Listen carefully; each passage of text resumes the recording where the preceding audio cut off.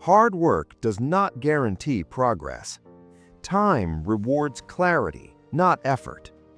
Master Your Time reveals why successful schedules look simple and feel controlled. This audiobook summary shows how small choices drain days and how one rule restores momentum.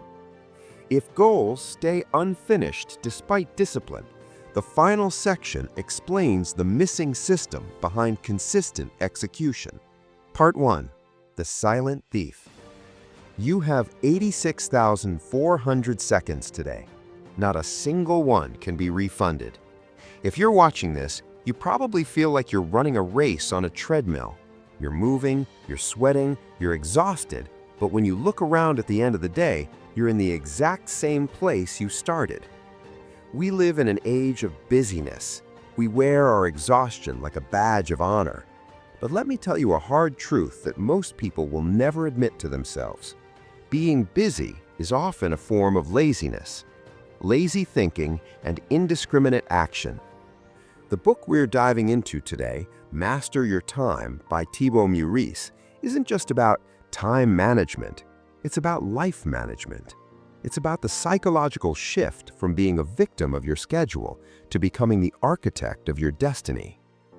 Most people think the problem is that they don't have enough time. That's a lie. The problem is a lack of clarity, a lack of focus, and a fundamental misunderstanding of what value actually looks like.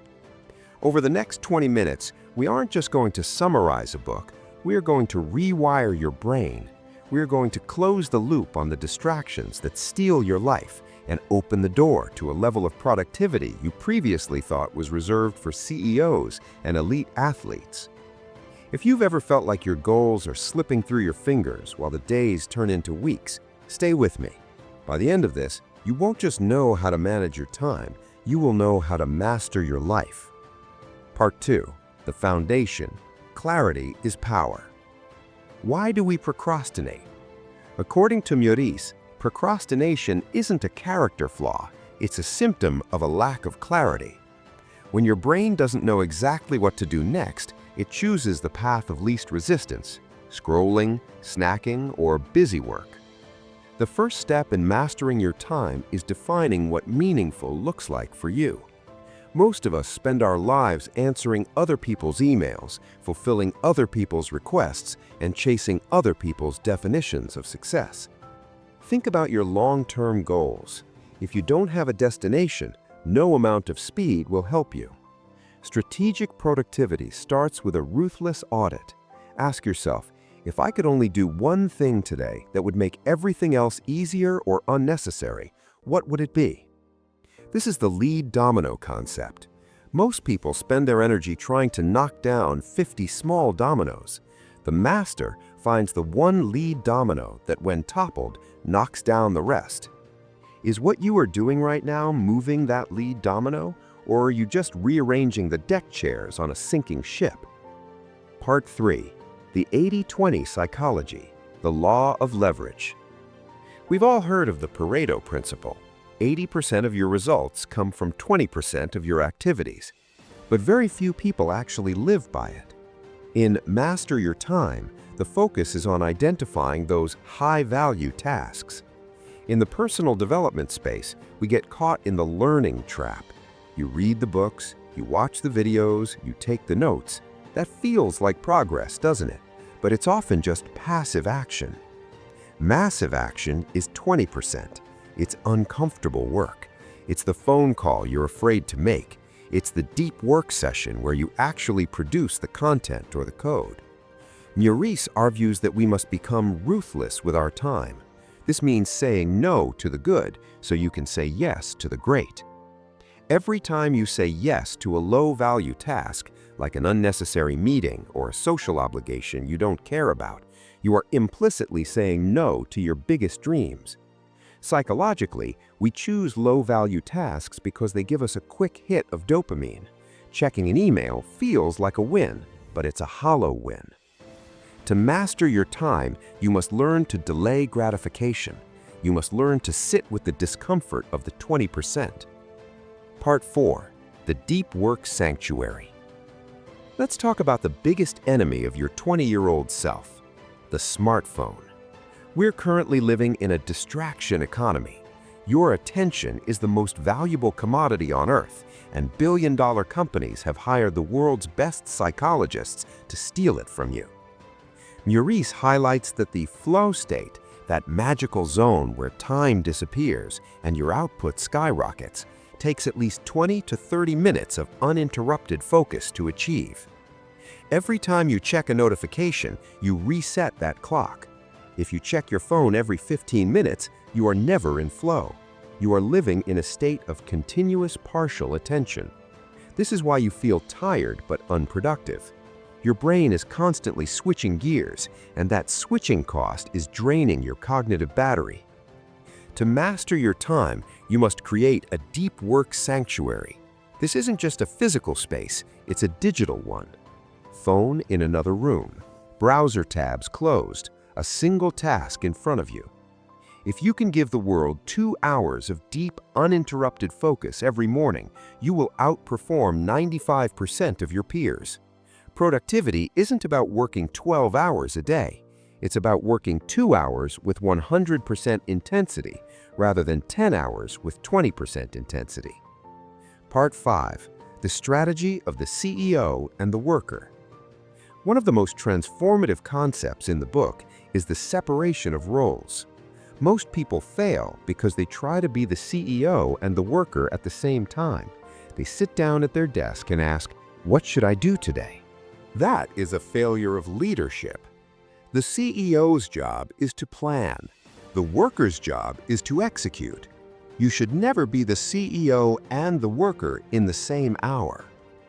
Meurisse suggests a simple but profound habit: the night before review. Before you go to sleep, your internal CEO looks at the landscape and selects the 3 most important tasks for the next day.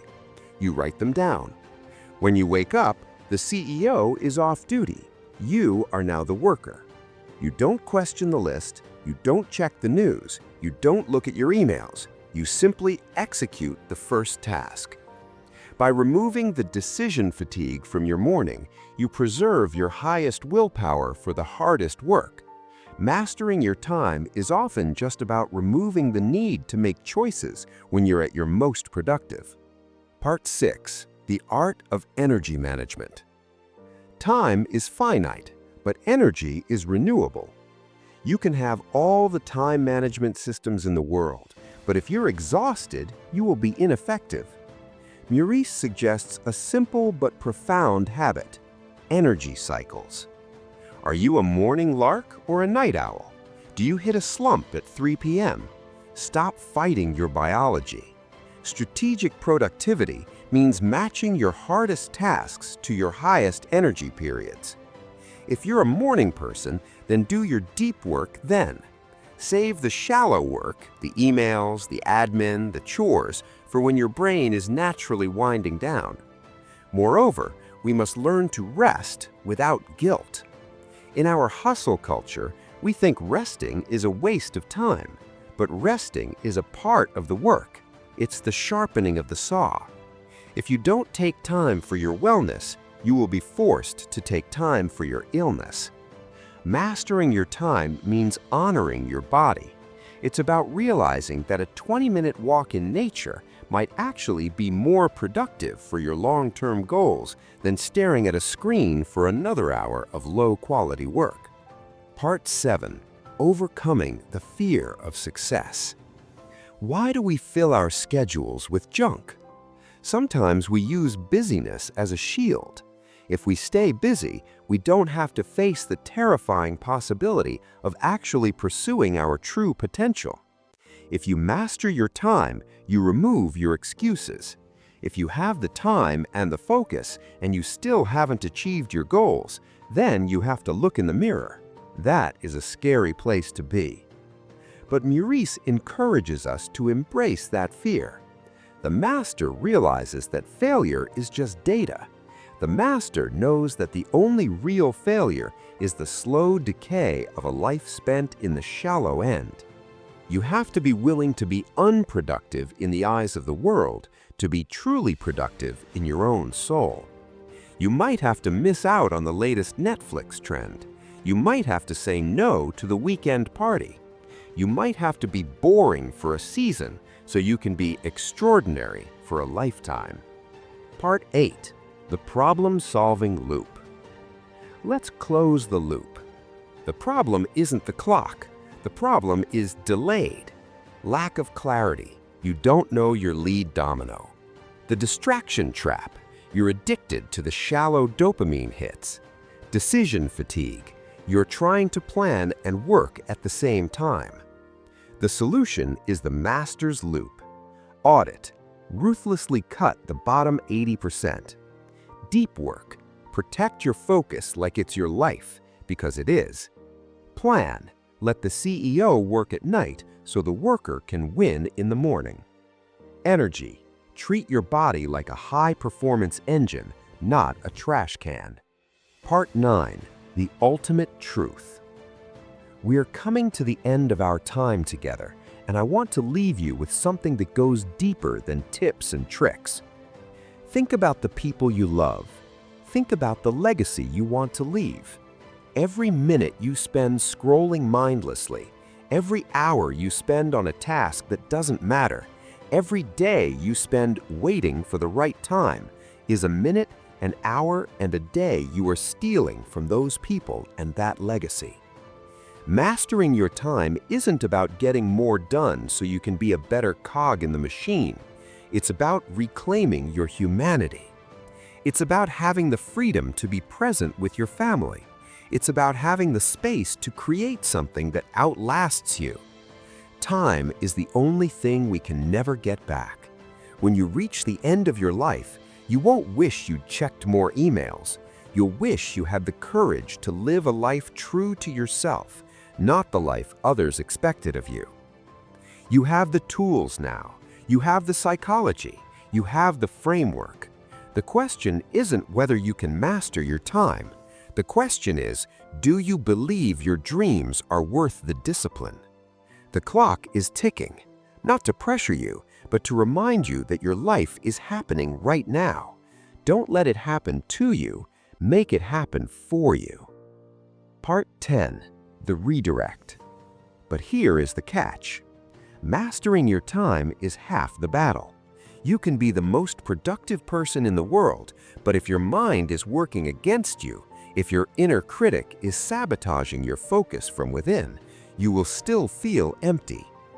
Productivity without purpose is just a faster way to burnout.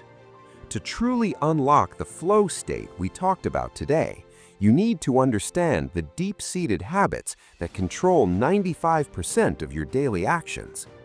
If you found today's session valuable, you're only seeing the tip of the iceberg. In our next video, we explore the atomic habit, where I break down why your brain is hardwired to resist the very changes you just learned. If you want to make mastering your time an automatic reflex rather than a daily struggle, you need to watch that next, where you will learn how a small habit can make a big difference in our lives. Click here to discover how to master your habits before they master you.